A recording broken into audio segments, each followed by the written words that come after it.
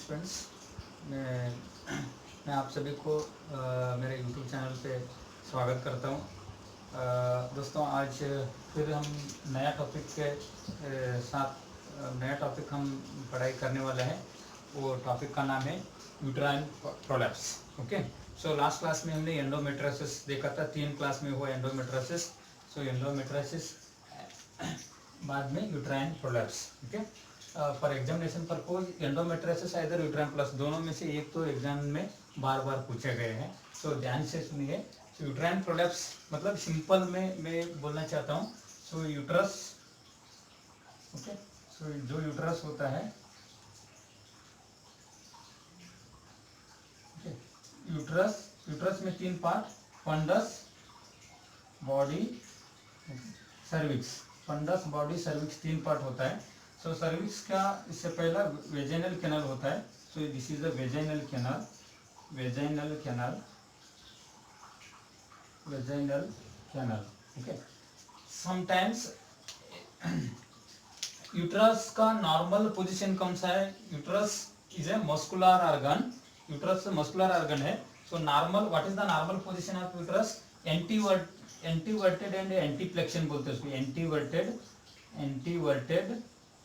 And एंटीफ्लेक्शन, एंटीफ्लेक्शन। एंटीवर्टेड एंटीफ्लेक्शन position में रहता है। ओके, ज्यादा इस तरीके से भी नहीं बेंड होता है, पीछे भी बेंड नहीं होता है। एंटीवर्टेड एंटीफ्लेक्शन, थोड़ा बहुत आगे से इस तरीके से ये अंदर बॉडी के अंदर क्या खड़े रहते हैं। सो वेजाइनल कैनल आता है इधर। वेजाइनल कैनल को 90 डिग्री में ये होता है वेजाइनल कैनल, वेजाइना। सो वेजाइनल ओपनिंग के बाद सर्विक्स, सर्विक्स के बाद सर्विक्स के ऊपर ये यूट्रस क्या होता है? सपोर्ट में रहता है। ओके, सो समटाइम्स क्या होता है, अगर इधर broad ligament, round ligament, okay, broad ligament, round ligament, pelvic floor ligaments, okay, uterosacral pouch, uterosacral ligaments. तो इसके यूट्रस के पीछे क्या होता है? तो ब्लैडर आता है। यूट्रस का ऊपर अपर पार्ट में इस साइड, पीछे बैक साइड में ब्लैडर होता है। ओके, सो ब्लैडर पार्ट होता है। Here is the bladder in the posterior part of the, sorry, upper part में आता है, थोड़ा इस साइड अपर ब्लैडर आता है। ओके, हियर मिडल पार्ट में स्मॉल इंटेस्टाइन होता है। ओके, इसके पीछे स्मॉल इंटेस्टाइन होता है।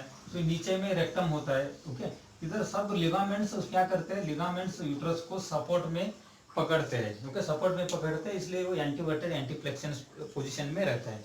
ओके, सपोज ये पेल्विक फ्लोर मसल्स, इधर पेल्विक कैविटी आता है। Okay, so pelvic cavity, pelvic floor muscles, okay, pelvic floor muscles weakness हो गया, पेल्विक फ्लोर लिगामेंट्स अगर वीकनेस हो गए, यूट्रस क्या होता है?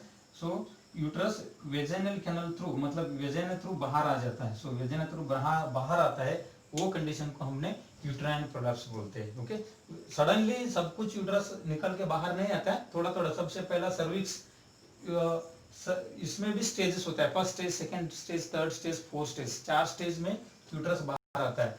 ओके, सपोज ये वीकनेस हो गया, supporting ligaments and muscles weakness हो गया, वो सर्विक्स वेजाइना में आता है। फिर बाद में ज्यादा प्रेशर हो गया तो वेजाइना से बाहर आता है। समटाइम्स सीवियर प्रोलैप्स हो गए, तो सीवियर प्रेशर हो गए, तो ज्यादा प्रेशर यूट्रस को ऊपर बढ़ गए, तो पूरा यूट्रस निकल के वेजाइना थ्रू बाहर दिखने चालू होता है। ओके, वो कंडीशन को हमने यूट्राइन प्रोलैप्स बोलते हैं। ओके, नॉर्मली वेजाइना के बाद अंदर यूट्रस होता है। सो यूट्रस का सबसे पहला पार्ट है cervix, okay, body, fundus. So vaginal, this is a vaginal opening, introitus, okay, introitus भी बोलते हैं उसको, वेजाइनल ओपनिंग है। ओके, यूट्राइन प्रोलैप्स मतलब यूट्रस वेजाइनल ओपनिंग से बाहर आने का हमने यूट्राइन प्रोलैप्स बोलते हैं।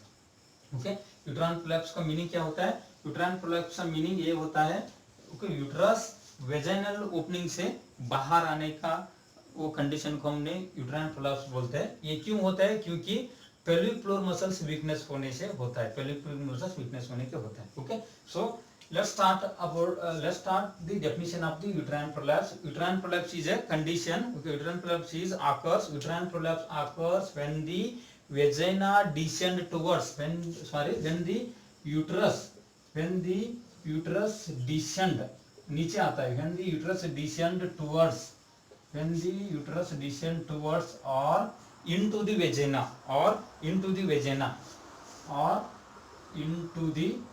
vagina, okay,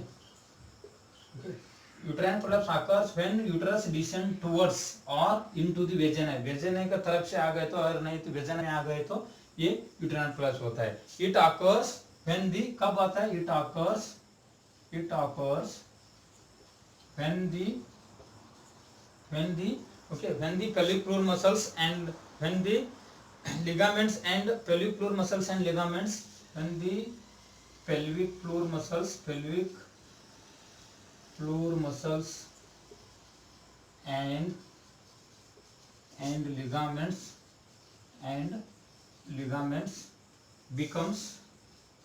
ligaments becomes weakness. जब ligaments and pelvic floor muscles weakness होता है तब यूट्रस वेजाइना थ्रू बाहर आने चालू होता है, उसको हमने यूट्राइन प्रोलैप्स बोलते हैं. Okay, this condition is called as uterine prolapse. Okay, और वन मोर डेफिनेशन हमने ये भी बोल सकते हैं, uterine prolapse is a condition. Uterine prolapse is a condition, or uterine prolapse it represents a severe uterine problem in which uterus protrudes through the vaginal wall. Uterus protrudes through the vaginal wall. Uterus क्या होता है? vaginal wall से protrudes होता है. Uterus protrudes through vaginal wall. Uterus protrudes through vaginal wall. Okay, and it causes cystocele or rectocele. Okay, इसके साथ साथ में सिस्टोसील भी होता है, रेक्टोसील भी होता है. Protrudes through the pelvic floor aperture. Okay, uterus protrudes through the vaginal wall or pelvic floor aperture or pelvic floor aperture. Pelvic floor aperture मतलब pelvic floor aperture and genital hiatus भी बोलते हैं. Okay, genital hiatus. Okay, it causes the cystocele and rectocele. Okay, देख लीजिए definition. Uterine prolapse क्या होता है? Uterine prolapse it represents the uterus protrudes through the pelvic floor muscles and vaginal hiatus. It causes the cystocele and rectocele. Okay, cystocele मतलब cysto means bladder, seal मतलब cystocele मतलब uterus के behind urinary bladder होता है. जहां urinary bladder uterus muscles के साथ जहां बल्ज होता है वो पार्ट भी वीकनेस होता है. सो वो पार्ट भी वीकनेस होता है, वो कंडीशन को हमने सिस्टोसील बोलते हैं. रेक्टोसील मतलब नीचे का पार्ट में, यूट्रस का नीचे का पार्ट में पीछे रेक्टम रहता है. सो रेक्टम का मसल्स भी वीकनेस होता है. सो दोनों का, रेक्टम एंड वेजिना का बीच का मसल्स भी वीकनेस होता है, इसलिए उधर भी पार्ट वीकनेस होता है. वो कंडीशन का हमने रेक्टोसील बोलते हैं. काजेस द सिस्टोसील एंड और रेक्टोसील और एंट्रोसील भी होता है, मतलब स्मॉल इंटेस्टाइन जहां यूट्रस को सपोर्ट, यूट्रस को बैक में रहता है. सो वो पार्ट भी वीकनेस होता है, एंट्रोसील भी बोलते हैं. ओके, ये कंडीशन को हमने यूट्राइन प्रोलैप्स बोलते हैं. Uterine prolapse it is simple में uterus descends through the vagina. It occurs when the pelvic floor muscles and ligaments becomes weakness. Okay, or uterine prolapse is it represents the uterus descend through the pelvic floor aperture and genital hiatus. It also causes the rectocele or cystocele. Rectocele और cystocele भी होता है. Okay, this condition is called as uterine prolapse. ये condition को हमने uterine prolapse बोलते हैं. Okay, next stages of uterine prolapse किस तरह से होता है? Stages of uterine prolapse. Stages of uterine prolapse. So there are 4 stages. Stage first, stage 1. Stage 1 में क्या होता है? The uterus is the cervix drops into the vagina or cervix drops into the vagina. First stage में क्या होता है? Cervix drops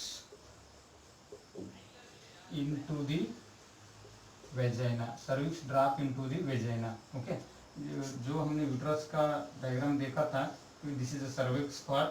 Okay, this is a vaginal canal. This is vaginal canal है. Okay, cervix vagina का opening तक आता है, opening का अंदर नहीं आता है. So uterus cervix drops into the vagina. Vagina का तरफ से cervix ड्रॉप होता है, नीचे आ जाता है, वेजिनल ओपनिंग तक आता है, वेजिना का अंदर नहीं जाता है. ओके, वेजिना का अंदर नहीं आता है, वेजिना वेजाइना का ओपनिंग तक पहुंचते हैं, this is the first stage of uterine prolapse. Uterine prolapse का फर्स्ट स्टेज बोलते हैं। Cervix is at the lower part of the vagina, vagina का लोअर पार्ट तक पहुंचता है और cervix drops into the vagina, this is the first stage. Second stage में क्या होता है, स्टेज सेकंड, स्टेज सेकंड में okay cervix is at the opening of the vagina, okay cervix vagina को ओपनिंग में आता है, okay so cervix drops into the level just inside the opening of the vagina, cervix at the vaginal opening means cervix at the vaginal opening, cervix at the okay vaginal opening, vaginal opening, cervix vaginal opening में okay first में cervix vagina तक पहुंचते हैं, second में vaginal opening में आता है, second part में क्या आता है, वेजाइनल ओपनिंग में आता है, this is the stage second होता है। स्टेज थर्ड में क्या होता है, stage third serve uterine prolapse, uterine prolapse third stage में क्या होता है, cervix is visualise in the outside of the vaginal, okay vagina का आउटर पार्ट में मतलब एक्सटीरियर पार्ट में आता है, सर्विक्स आउटर आता है, ओके डिसेंड होके वेजाइना को ओपनिंग का आउटर पार्ट में आता है, okay cervix is at the outer और exterior opening of the vagina, exterior opening of the vagina, opening of the vagina, okay vagina का एक्सटर्नल ओपनिंग जो होता है ये एक्सटीरियर ओपनिंग में सर्विक्स आता है, this is the third stage of uterine prolapse. So then stage 4 uterine prolapse, stage 4 uterine prolapse, it is a severe type of uterine prolapse. Stage 4 में severe types of uterine prolapse in which the whole uterus is coming outside from the vaginal opening, vaginal opening से पूरा uterus outside आता है, okay this is the severe type, this is a severe type of uterine prolapse in which the whole uterus is at the opening of the exterior opening of vagina, exterior opening of the vagina, okay vagina का exterior opening में आता है, okay this is also called as, हमने इसको दूसरा एक word से भी बोलते हैं, this is also called as procidentia, okay this is also called as procidentia, okay procidentia, इसको हमने प्रेसिडेंशिया नाम से भी बुलाते हैं, this is a severe type of uterine prolapse, ये एक सीवियर टाइप का यूट्राइन प्रोलैप्स है, ओके इस तरीके से स्टेज होता है। The first there are mainly 4 stages in uterine prolapse. First stage the cervix is at the okay lower part of the vagina, okay second stage cervix is at the opening of the vaginal, okay और introits भी बोलते हैं, cervix is at the introits, okay third stage में the cervix is outside of the external opening of the vagina, vagina का external opening में देखने चला होता है। the fourth stage the whole uterus is coming outside of the vaginal opening, this is a fourth stage. This fourth stage is also called as presidentia. This is a severe types of uterine prolapse.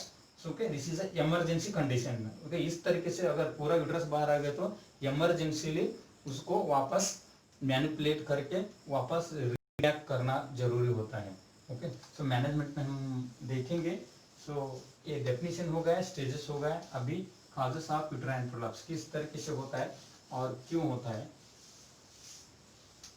stages of uterine prolapse हो गया। Now we are discuss regarding the causes of uterine prolapse। क्योंकि uterine prolapse होगा तो सिर्फ uterine prolapse एक ही नहीं होता है, मैं यही बोला यूट्राइन प्रोलैप्स एक ही नहीं होता है, uterine prolapse also associated with the other muscles weakness. Uterine prolapse होगा तो यूट्रस वेजाइना से बाहर आ रहा है मतलब पूरा मसल्स वीकनेस होता है सराउंडिंग में, so that also causes the cystocele and rectocele, enterocele, cystocele, rectocil, that also causes cystocele, rectocele and enterocele. Cystocele भी होता है, रेक्टोसिल भी होता है, एंट्रोसिल भी होता है, ओके सिस्टोसिल, रेक्टोसिल, एंट्रोसिल क्या होता है, सो सिस्टोसिल मतलब herniation of the upper part of vaginal wall, okay cystocele मतलब क्या होता है, herniation of upper part of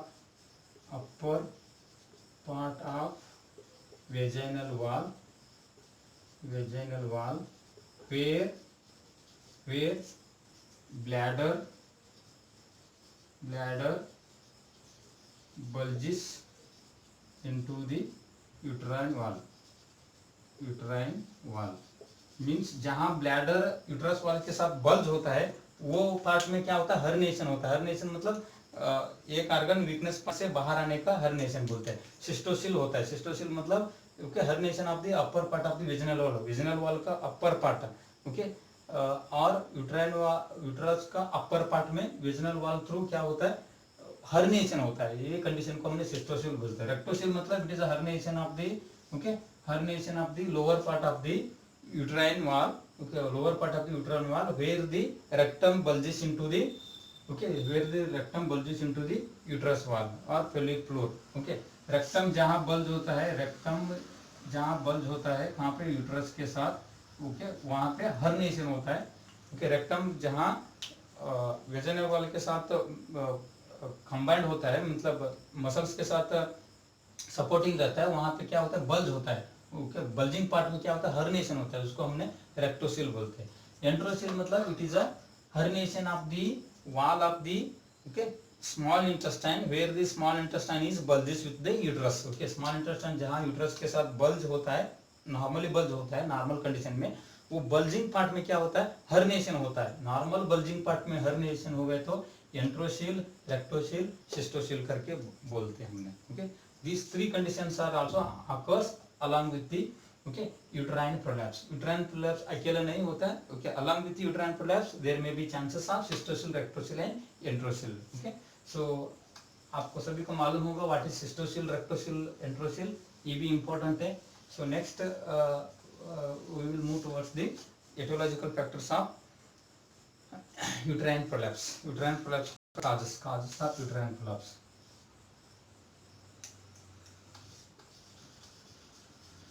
Causes of uterine prolapse. Uterine prolapse के क्या क्या causes होते हैं, ओके। सो यूट्रस क्यों नीचे आने का चांसेस होता है, क्योंकि यूट्रस के ऊपर ज़्यादा प्रेशर बढ़ गया तो नीचे आने का चांसेस होता है। यूट्रस के ऊपर जब प्रेशर बढ़ सकता है डिलीवरी के टाइम, नहीं तो प्रेगनेंसी के टाइम बेबी ग्रोथ होता है यूट्रस के अंदर, तब यूट्रस का प्रेशर बढ़ता है। यूट्रस का प्रेशर बढ़ गया तो अगर यूट्रस का surrounding structure ligaments, pelvic floor muscles weakness है तो अगर वीक होगा तो ऑटोमेटिकली यूट्रस बाहर आ जाता है। So this is a main important etiology for the uterine prolapse. Uterine prolapse main important first cause is okay pregnancy and childbirth. Pregnancy and childbirth में यूट्राइन प्रोलैप्स होता नहीं। जब प्रेगनेंसी होता है, यूट्रस चाइल्डबर्थ होने के time by chance if suppose pelvic floor muscles and ligaments are weakened there may be highest chances of uterine prolapse occurs to the women, okay. Women को uterine prolapse होने का chances होता है, okay. Pregnancy and चाइल्डबर्थ का time suppose weakness of the pelvic floor muscles and ligaments, okay, ये condition हो गया। Next weakness in the pelvic muscles and advancing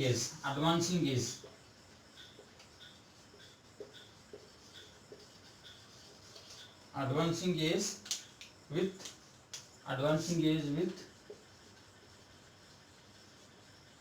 weakness of pelvic floor muscles, okay। Advancing as means ज़्यादा as हो गया, pelvic floor muscles weakness होता है automatically, सो इसके वजह से भी हो सकता है। Advancing age according to age के हिसाब से इलास्टिसिटी लूज होता है यूट्राइन मसल्स का, सो इसलिए, और सपोर्टिंग स्ट्रक्चर का कैपेसिटी भी कम होता है, so that's may lead to the uterine collapse. इससे वजह से यूट्राइन कोलैप्स हो सकते हैं। Weakness and loss of okay tissue tone after menopause, okay. Weakness and loss of tissue tone, weakness and loss of tissue tone after menopause because okay decreased estrogen causes uterine prolapse, uterine muscles weakness, okay। Weakness and loss of tissue tone after menopause, menopause होने के बाद, menopause mean stoppage of menstrual cycle, menstrual cycle stop होता है जब 55 to 60 years में, most probably 50 to 55 years में menopause होता है मेंस। सो मेनोपॉज के बाद यूट्राइन प्रोलैप्स होने का चांसेस बढ़ता है, ऐसा रीजन बोल रहा है ये सेंटेंस। क्यों बढ़ता है? क्योंकि आफ्टर 55 इयर्स और after menopause the uterine tone is losses. Okay, uterus का टोन लॉस होता है, यूट्रस का स्ट्रेंथ कम होता है, यूट्राइन का कैपेसिटी कम होता है। ओके, क्यों कम होता है?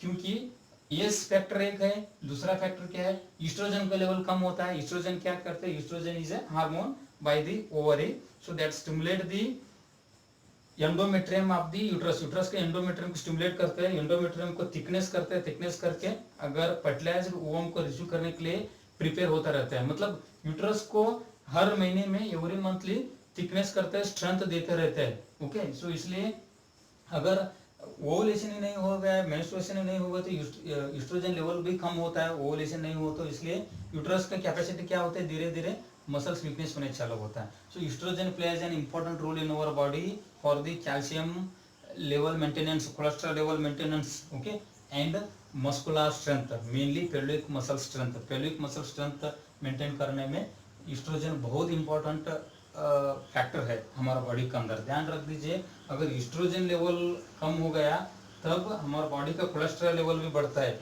फिर हमारा बॉडी का स्पेशली पेल्विक मसल्स भी वीकनेस होने चालू होता है, क्योंकि हर महीने में ईस्ट्रोजन यूट्रस को, एंडोमेट्रियल टिश्यू को नया नया बनाते रहते हैं। ओके, सो एंड ईस्ट्रोजन का इस तरीके से यूजफुल है। So after menopause there is lack of oestrogen that causes the weakness of the uterine muscles, uterine muscles weakness होने का चांसेस होता है। ये तीन रीजंस है। सो इसके अलावा भी conditions having the, okay, so other than this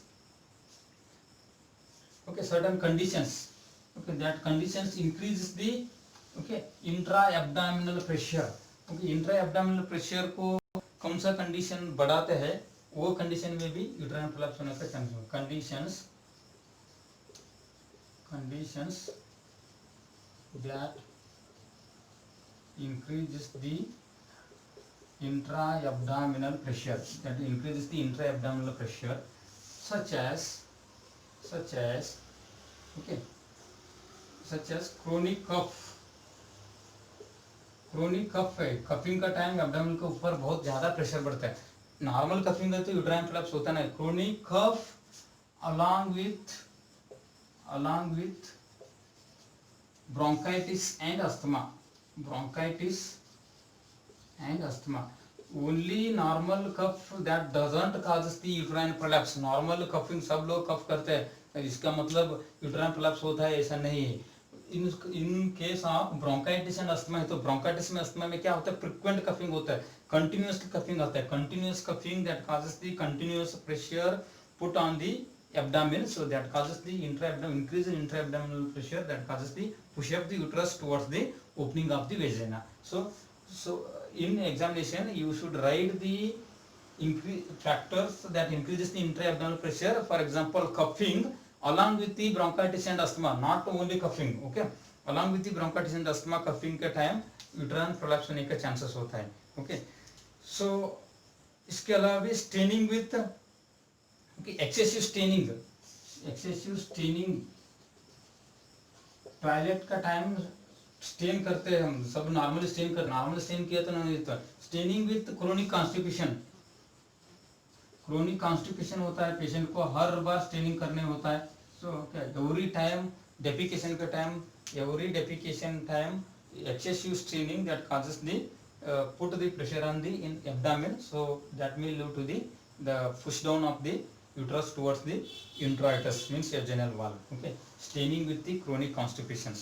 Okay, next pelvic tumor, अगर pelvic का tumor है तो pelvic tumor is also one of the